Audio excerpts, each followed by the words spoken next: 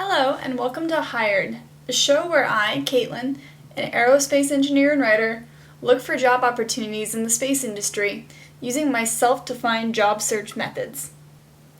Welcome to Week 15, which will be focused on the art of interviewing. To quickly recap, these are the 3 tasks that I've been working on for the past few weeks.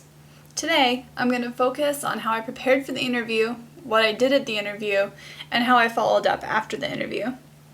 As you can see, we have now moved to the second level of the pyramid. Before diving into the interview process, I do want to show how the foundation of the pyramid helped lift me up to the second level, which is interviewing. So here we go. I truly believe that all of these foundational factors help me to secure the interview in the first place. First, as always, I created an individualized cover letter and resume. I've done this for many jobs in the past few months, but I believe that all that practice paid off. It developed my writing skills. I also never would have gotten to the interview without networking. I didn't know that the company that I interviewed with even existed a month ago. If someone hadn't told me about them, I would never have interviewed. Finally, I do think that some of my skill developing activities did prove helpful, especially my blog. Everyone that I talked to during my interview had taken the time to read my blog and had something to say about it. That was really cool.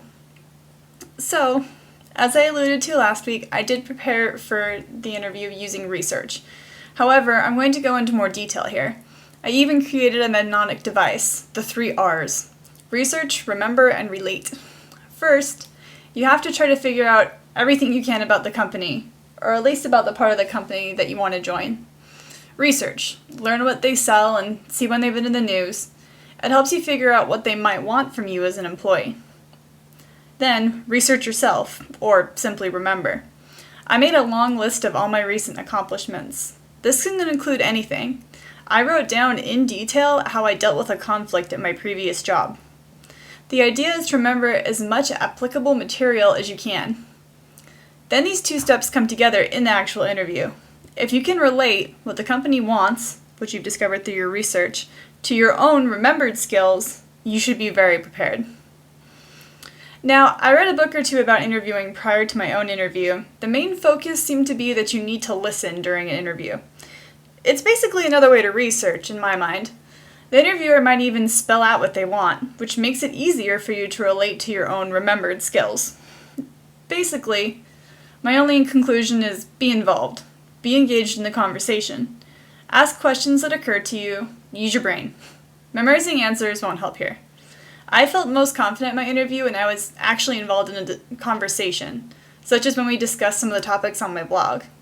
At that point, it seemed more like a pleasant conversation than a cross-examination. I aim for pleasant conversation. After the interview, there's still some stuff to do.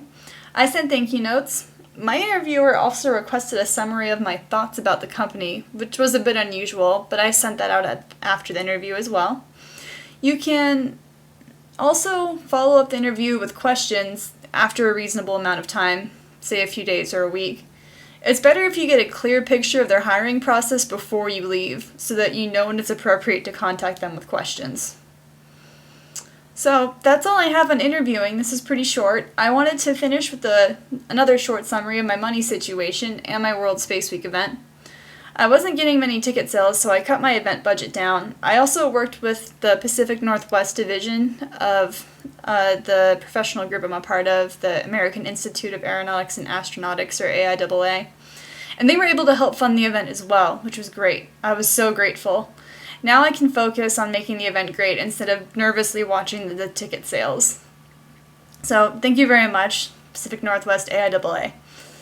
That's all I have for this week. Hopefully in the next couple weeks we'll be able to determine how well my methods worked. Thanks for watching, and I'll be uploading a new video next week.